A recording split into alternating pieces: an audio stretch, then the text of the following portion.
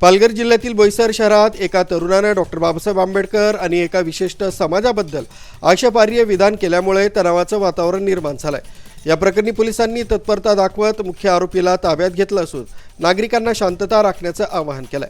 बोईसरच्या गणेशनगर परिसरात राहणाऱ्या रुपेश झा या युवकानं फेसबुक आणि इंस्टाग्राम या सोशल मीडिया प्लॅटफॉर्मवर महामानव डॉक्टर बाबासाहेब आंबेडकर आणि दलित समाजाविरुद्ध अत्यंत खालच्या भाषेत अपशब्द वापरले होते।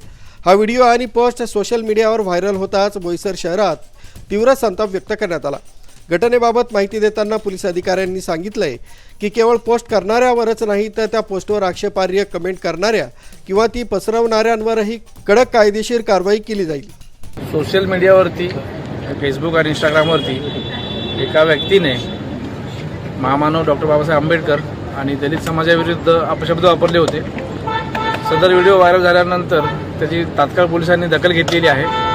सदर व्यक्तीविरुद्ध गुन्हा दाखल करण्याचं काम चालू आहे। सदर व्यक्तीलाही अटकेची प्रोसेस आमची चालू आहे। सदर व्यक्तीविरुद्ध जे त्यांनी बोललेलं आहे त्या अनुषंगाने कडक कारवाई करण्याबाबत मी सूचना दिली आहे। तो गुन्हाही दाखल होईल। त्याला ताब्यात घेऊन अटक करून त्याबाबत कोणी त्यावरती कमेंट केले असतील तर त्यांच्यावरती सुद्धा कायदेशीर कारवाई केली जाणार आहे। घटनेची गंभीरता लक्षात घेऊन स्थानिक पोलिसांनी तातडीनं सूत्र हलवली।